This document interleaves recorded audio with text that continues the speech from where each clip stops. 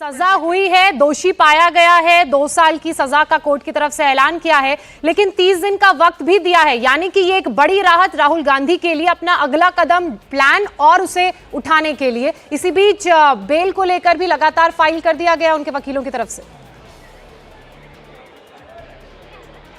Bell grant भी कर दी गई है उनको। बेल फाइल होते ही बेल ग्रांट करने के साथ ही उन्हें 30 दिन का समय दिया गया है। 30 दिन तक ये ऑर्डर सस्पेंशन में रहेगा। इस बीच में जैसा कि एक नॉर्मल प्रोसीजर होता है बेलेबल ऑफेंसेस में, जो नॉन कॉग्निजेबल ऑफेंसेस होते हैं उसमें आप तुरंत ऊपर की अदालत जो है उसमें इस ऑर्डर को चैलेंज कर सकते हैं, जो कि राहुल गांधी के वकील तुरंत करेंगे। और उसके बाद फिर ये इस पर सुनवाई चलेगी और फिर वो कोर्ट जब इसे अपील करेगा, आगे और ऑप्शंस हैं, तो ये मामला अभी लंबा चलेगा।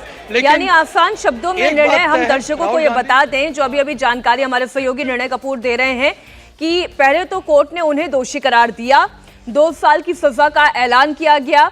राहुल गांधी की ओर से बेल के लिए एप्लीकेशन डाली गई और तुरंत बेल मिल भी गई। इसका मतलब यह है कि राहुल गांधी जेल नहीं जाएंगे।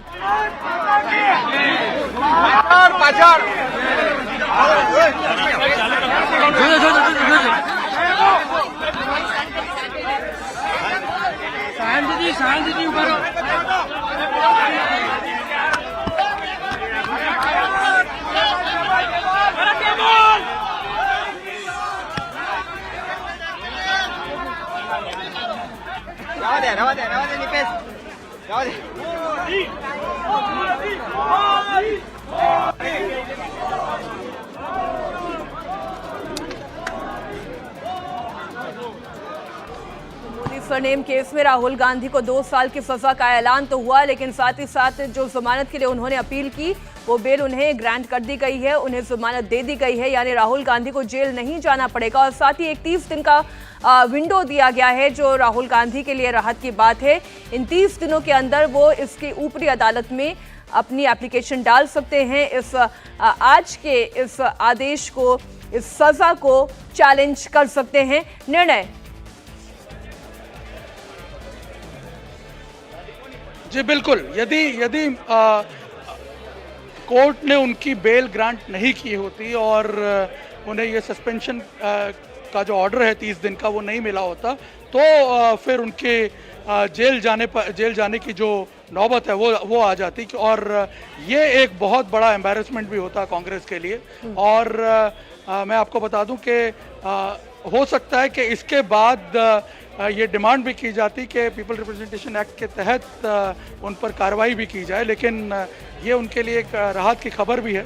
लेकिन मैं आपको बता दूं कि क्योंकि इस तरह के जो मामले होते हैं नॉन कॉग्निजेबल ऑफेंस या बेलेबल ऑफेंस जो होते हैं, उसमें अमूमन हमने देखा है कि अदालत का जो पक्ष है वो अपराधी के प्रति, कन्विक्ट के प्रति थोड़ा लचीला जरूर होता है, क्योंकि ये हीनियस क्राइम की कैटेगरी में नहीं आते हैं ये सारे जो क्राइम है। इसीलिए इमीडिएट बेल के प्रोविजन। और अभी ये बड़ी तस्वीर निर्णय, ये बड़ी तस्वीर दर्शकों तक पहुंचा दें हम।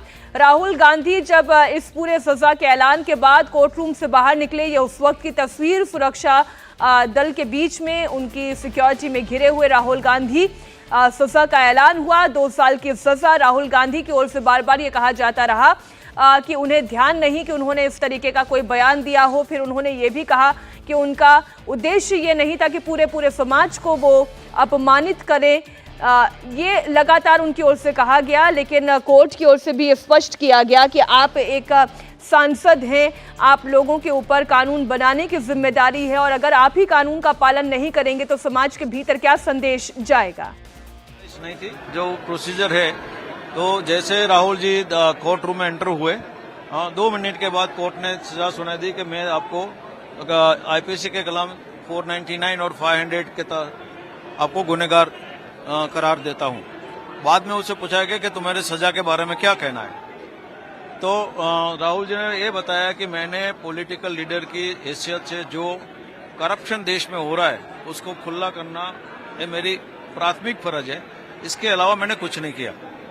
फिर दलील हुई हमारे जो राहुल जी के ओर से एडवोकेट अपीयर था, उन्होंने बताया कि हम कोई कोर्ट की माफी नहीं मांग रहे, हमें कोर्ट की कोई दया नहीं चाहिए, लेकिन जो कुछ हुआ है वो हमारी फर्ज के मुताबिक हमने किया है और मिटिगेटिंग सर्कमस्टेंसेस भी बताए। और उसके बाद कंप्लेंट के वकील ने दलील की उसके मैक्सिमम सजा होनी चाहिए और दोनों की दलील सुनने के बाद कोर्ट ने 2 साल की सजा सुना दी। सजा माफी के मुलतवी की जो है उनकी एप्लीकेशन दी गई और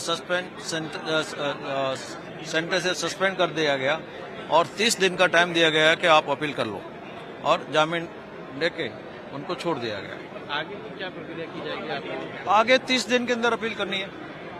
और किन आईपीसी के तहत की सजा सुनाई है? 499 और 500। इंडिया टीवी हर वक्त हर जगह डाउनलोड करने के लिए सर्च करें India TV news Google play store या ऐप स्टोर पर।